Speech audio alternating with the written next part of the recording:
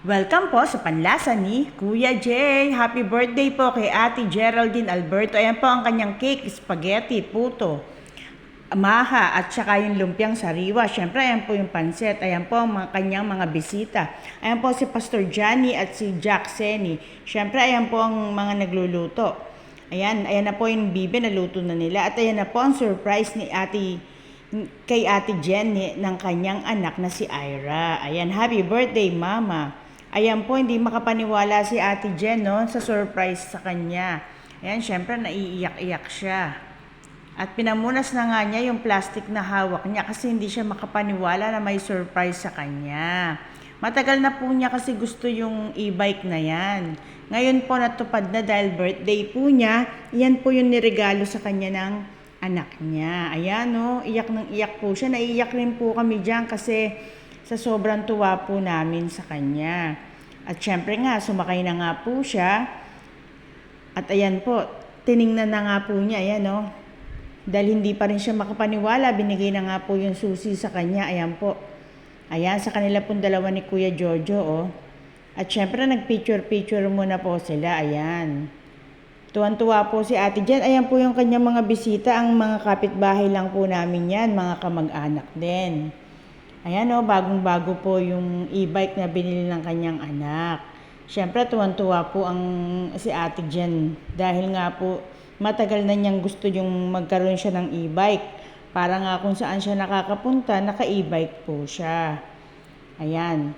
Siyempre po, tiningnan po nila at siyempre naman po, binigay ko kay Paige yung camera para ako naman po yung makakain. At ayan nga po, nag-picture-picture na kami. Ayan po, ang dami pong handa ni Ate Jen. Kain-kain muna po kami, ayan. Tapos nang kumain si Dana, ayan si Jay, at ayan nga, mag-picture daw po kami. Ayan po, kasama po namin yung kabatch ni Ate Jen na si Konsihala Sara Senson. Ayan po. At syempre si Maring Gigi at si Ate Glo. Ayan, picture-picture muna kami. At syempre nga po, ayan, marami na rin pong bisita si Ate Jen na dumadating. Ayan o, nag-picture-picture kami. Ayan na po, inaayos na ni Ate Jen ang kanyang mga handa. Ang nagluto nga po pala ng mga handa niya si Ate Tess, in-order nga lang po niya. Ayan po, may video pa o, nagkakantahan. Ayan ang mga bisita niya, enjoy na enjoy sa pagkain, no? Ayan po, ayan si Ka Elsie, si Ate Flor, si Ka Leda, at si Jeline, ayan, si Ate Glo, si Ibe, si Ate Bebe. Siyempre nga po, dahil lumakas ang ulan, pumasok muna kami sa loob. Kasi sobrang natatakot kami kanina dahil po meron pong kulog at saka kidlat. Tapos nawalan pa nga po ng kuryente. Kaya pumasok po muna kami sa loob. At ayan po si Ibes at saka si Faith, inaayos nga po yung pagkain para hindi po maanggihan ng ulan. Siyempre, ayan po, yung e-bike nakaayos naman. At ayan nga si Nicole, si Bien at si Maring Gigi. Ayan po, medyo tumitila na yung ulan. Ayan po ang kanyang handa, menudo. Dami pong handa ni Ate Jen. Ayan po yung manok.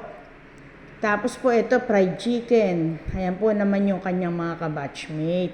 Ayan, ang dami po yung dumating na bisita o mga batchmate po niya.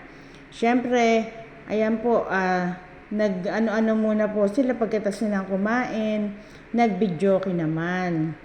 At ayan nga po, enjoy na enjoy po si Ate Jen sa kanya pong birthday. Mga kabatchmate niya lang po yan.